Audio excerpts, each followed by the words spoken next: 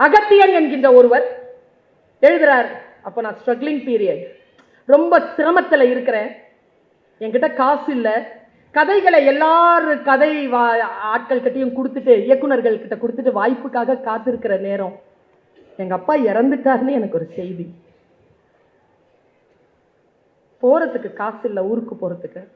நான் வாங்கிக்கிட்டு, காசு கடன் வாங்கிக்கிட்டு நான் சாவுக்கு போயிட்டு வந்துட்டேன்.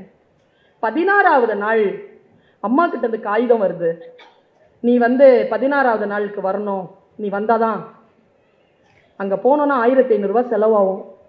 இன்னிலிருந்து ஒரு 30 வருஷத்துக்கு முன்னால் வச்சுக்கோங்க, 1500 ரூபாய் பெரிய காசு, இன்னைக்கு இருக்கிற 15,000 மாதிரி. இல்லை என்கிட்ட, நான் அந்த கதை கொடுத்தேன்ல, அந்த கதவுகளை தட்டினேன். ஏன்னா என்னோட ஸ்ட்ரகிள் பண்ணிட்டு இருக்கிறவங்க நான் யாருக்கிட்டையும் 1500 இல்லை, நான் தெரிஞ்ச ஆட்கள் கிட்ட, நான் அன்னார்ந்து பார்க்கிறவர்கிட்ட இருக்கட்டும் அப்படின்னு கதவு தட்டினேன். யார் கதவும் திறக்கல, ஒருவர் மட்டும் கதவு திறந்தார். அவர் பெயர் மணிவண்ணன். நம்ம எல்லாருக்கும் தெரியும், இப்போ உயிரோட இல்லை. அவர் கொள்கையாளர், நல்ல திரைப்பட இயக்குனர், நல்ல நடிகர். அவர் அவருடைய கதவு தட்டின, அவரே திறந்தார். ஐயா வணக்கம், நான் அகத்தியன். தெரியும் தம்பி, வா.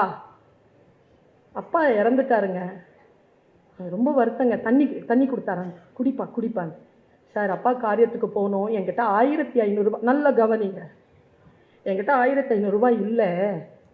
உங்ககிட்ட நான் காசு கேட்டு வரலையா, நான் ஒரு கதை கொடுத்தேன்ல, அந்த கதையை நீங்களே வச்சுக்கோங்க, நான் வித்துட்டேன், அதுக்கு கூலி கொடுங்கய்யா, ஒரு 1500 ரூபாய். இப்படி கேட்டிருக்காங்க அந்த மனுஷன். அவன் கலைஞன் இல்லையா, மணிவண்ணன் உண்மையான கலைஞன் இல்லையா? அவன் சொல்ல, டேய் 1500 ரூபாய் கதையாடா இது, விற்கிறேங்கிற, உனக்கு 1500 ரூபாய் தானடா வேணும், நான் தரேன் போ, இது உன் கதை தான், நீ முடிச்சுட்டு வா பார்க்கலாம். அவர் போகிறார், திரும்பி வருகிறார், 12 படங்களுக்கு மேல் செய்கிறார். அதுல 6-7 படம் மணிவண்ணனை வச்சு செய்யறார். முடிச்சாச்சு எல்லாம். 12-13 வருஷம் கழிச்சு 2 பேரும் சந்திக்கிறாங்க. சந்திச்சுட்டே இருக்கும் பொழுது, அதுதாங்க என் உடம்பு அப்படியே புல்லரிக்க வச்சிருச்சுங்க. நான் பேசும்போது கூட பரவசப்படுகிறேன். அதை நான் எதை நம்புகிறேனோ அதை தான் தமிழ் தோழமைகளை நான் பேசுகிறேன். எனக்குள் மாற்றத்தை ஏற்படுத்துவதுதான் நான் என் வாயிலிருந்தே வருது. சாதாரண வார்த்தைலாம் நான் சொல்றது இல்லை. அவர் சொன்னாரா, சார் நீங்க எனக்கு ஒரு 1500 ரூபாய் கொடுத்தீங்கல்ல சார், அதை நான் உங்களுக்கு கொடுக்கவே இல்லையே சார், நான் எவ்வளவு பயணம் போயிட்டோம் சார், உங்களுக்கு இந்த 1500 ரூபாய் கடன் சார். நான் உடனே மணிவண்ணன் சொன்னதுதான் இன்றைக்கு இந்த புத்தக திருவிழாவுக்கு வந்திருக்கின்றவர்களுக்கு செய்தி. அவர் சொன்னாரா, அகத்தியா இது வரைக்கும் என்ன வச்சு எவ்வளவு படம் நான் பண்ணியிருக்கேன், 6-7 படம் இருக்கும், எவ்வளவு சம்பளம் கொடுத்துருக்கேன்னு நினைக்கிறேன், தெரியல சார், ப்ரொடக்ஷன்ல கேட்டாதான் சார் தெரியும். 75 லட்சம் ரூபா கொடுத்துட்டா.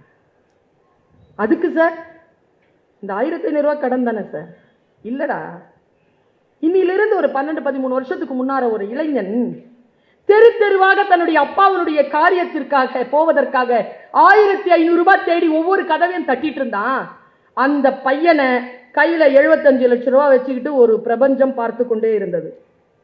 இவனுக்கு யார் அந்த 1500 ரூபாய் கொடுக்குறாங்களோ அவங்களுக்கு இந்த காசை கொடுத்துடணும் அப்படின்ட்டு இந்த பிரபஞ்சம் பார்த்துட்டு இருந்துச்சுடா. நான் கொடுத்தேன்டா, அந்த காசு எனக்கு வந்துருச்சு, இது கடன் இல்லடா. நாம் செய்யக்கூடிய பணிகள் ஏதோ ஒரு வகையிலே நம்மை வேறு விதமாக சேரும். எது தெரியுமாங்க? அழகான மனம், அடங்கிய மனம்தான், ஆர்ப்பாட்டம் இல்லாத மனம்தான் குருவாக இருந்து நம்மை வழிபடுத்துகிறது என்று நான் புத்தகத்தில் வாசிக்கிறேன்.